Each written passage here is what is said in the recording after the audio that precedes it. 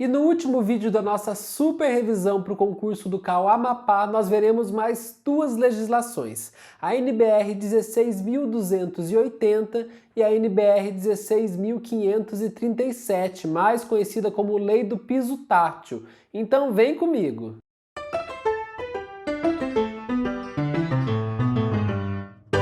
Olá, seja bem-vindo. Meu nome é Felipe, eu sou arquiteto e concurseiro e você está no Flashcards Arquitetura. E hoje nós chegamos ao nosso último vídeo dessa super revisão para o concurso do CAU Amapá. E antes da gente começar, eu quero dizer para você que me acompanhou ao longo de todos esses dias e que vai fazer essa prova no domingo, muito boa prova. Eu não vou te desejar sorte porque você não precisa de sorte. Você já está preparado, a sua sorte você construiu ao longo de todos esses longos meses de preparação. O que eu quero desejar para você é tranquilidade para fazer a sua prova, que você consiga colocar no papel tudo aquilo que você estudou ao longo de todos esses meses, tá ok? E como eu disse no começo do vídeo, hoje nós veremos duas NBRs. A NBR 16.280, que fala dos requisitos para as reformas nas edificações, e a NBR 16.537, mais conhecida como Lei do Piso Tátil. NBR 16.280, requisitos para reforma nas edificações. A primeira coisa que nós temos que saber sobre essa norma é que o seu edital especificou a NBR 16.280 de 2015. Acontece que a NBR 16.280 de 2015 nada mais é do que a junção da NBR 16.280 de 2014 mais a emenda 1 de 2015. Eu, sinceramente, não sei por que essa norma simplesmente não foi atualizada e substituída, né? Mas isso não vai atrapalhar a nossa revisão, fique tranquilo. E já que estamos falando de reforma, vamos começar definindo reforma, né? Qual é o conceito que a norma traz de reforma nas edificações? Veja só. Alteração nas condições da edificação existente com ou sem mudança de função, visando recuperar, melhorar ou ampliar suas condições de habitabilidade, uso ou segurança e que não seja manutenção. O que é importante aqui? Ó, edificação existente com ou sem mudança de função, isso é importante, tá? E o finalzinho também é muito importante, que não seja manutenção. Pois bem, nós conceituamos reforma e agora nós precisamos saber quais são os requisitos gerais da reforma. Ó, item 5.1 da norma. O plano de reforma deve ser elaborado por profissional habilitado por apresentar a descrição de impactos dos sistemas, subsistemas, equipamentos e afins da edificação e por encaminhar o plano ao responsável legal da edificação em comunicado formal para a ciência antes do início da obra de reforma. Continuando, nós temos agora as áreas privativas. Olha o que diz o item 5.2.2 que vive caindo em prova. Ó. Não pode ocorrer obstrução, mesmo que temporária ou parcial, das saídas de emergência da edificação. Caso necessário, devem ser criadas rotas de fuga e saídas de emergência compatíveis com a NBR 9077, que devem ser implementadas antes do início da reforma, por favor. Grife-se antes do início da reforma, porque as bancas adoram falar que é durante a obra de reforma ou que é depois de terminada a reforma. Não, é antes do início. Então, antes de iniciar a reforma, você deve pensar então como que vai funcionar essa rota de fuga, essa saída de emergência. E vamos falar agora do assunto que mais cai em prova quando se fala de NBR 16.280, que são as incumbências ou encargos. E o que nós precisamos saber é que a norma traz incumbências e encargos para dois tipos de pessoas. A primeira delas é o responsável legal pela obra e a segunda é o proprietário da unidade autônoma. E essas incumbências deverão ser cumpridas antes, durante ou após o término das obras. Então vamos ver as principais incumbências cobradas em provas. Então vamos começar pela incumbência do proprietário legal.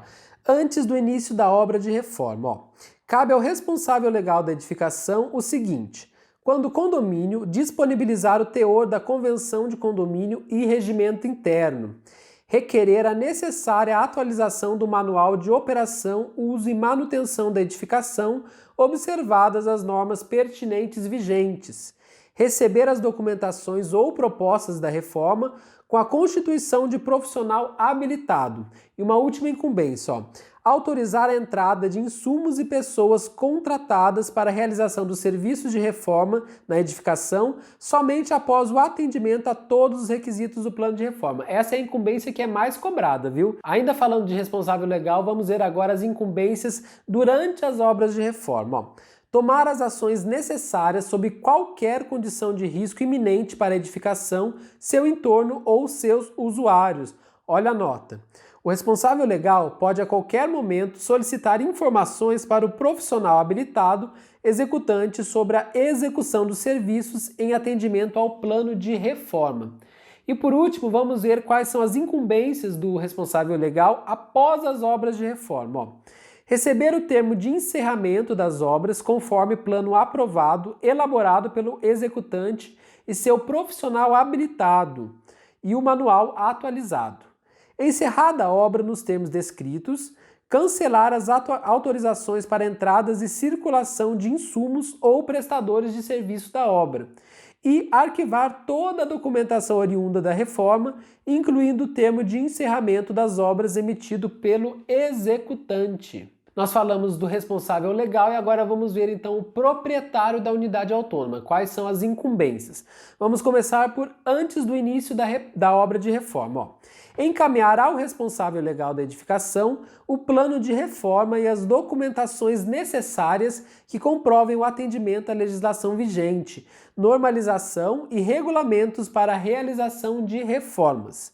Durante as obras de reforma, ó, ele deve diligenciar para que a reforma seja realizada dentro dos preceitos da segurança e para que atenda a todos os regulamentos. E agora, após as obras de reforma, ó, atualizar o conteúdo do manual de uso, operação e manutenção do edifício e o manual do proprietário, nos pontos em que as reformas interfiram conforme os termos da NBR 14.037.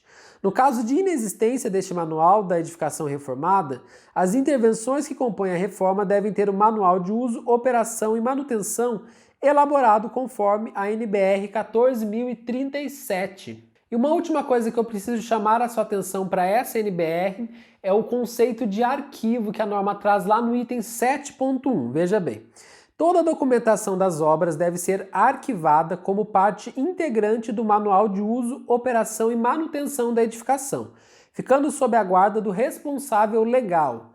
Toda a documentação da gestão da reforma deve ter os controles necessários para identificação, armazenamento, proteção, recuperação, retenção e disposição dos registros. Pessoal, com relação à NBR 16.280, era isso que eu tinha para passar para vocês. Acredito que esses sejam os principais pontos cobrados em prova. Essa não é uma norma muito grande, ela é bem curtinha, então deem uma boa lida, principalmente na parte de incumbências ou encargos, porque isso é o que mais as bancas gostam de cobrar. Então saiba identificar o que deve ser feito antes do início da reforma começar, depois, quando ela já começou, né, durante e após as obras terminarem, tá? Isso é bem importante. Se esse vídeo está sendo útil para você, eu já vou pedir o seu like aqui embaixo e se inscreva no canal se ainda não for inscrito. Isso ajuda demais o canal a continuar crescendo e entregando esse conteúdo para cada vez mais concurseiros. Então dá uma força aí, deixa o seu like aqui embaixo. E vamos falar agora da NBR 16.537 de 2016. Essa é uma norma bem recente, né? E ela trata do piso tátil, da sinalização do piso tátil. Justamente por isso ela é chamada de Lei do Piso Tátil. E a primeira coisa que nós temos que saber é a diferença entre baixa visão e cegueira. Veja bem, olha que a norma nos traz. Baixa visão. Acuidade visual entre 0,3 e 0,05 no melhor olho, com a melhor correção óptica ou somatório da medida do campo visual em ambos os olhos igual ou menor que 60 graus, ou a ocorrência simultânea de quaisquer das condições anteriores. E agora a definição de cegueira. Acuidade visual igual ou menor que 0,05 no melhor olho, com a melhor correção óptica. Então, por favor, prestem muita atenção nesses números aí da baixa visão para cegueira, porque caem muito em prova. E como eu disse que essa norma é conhecida como a Lei do Piso Tátil, veremos agora a definição de piso tátil trazida pela norma. Não poderia deixar de faltar, né? Vamos ver. Piso tátil. Piso caracterizado por relevo e luminância contrastantes em relação ao piso adjacente.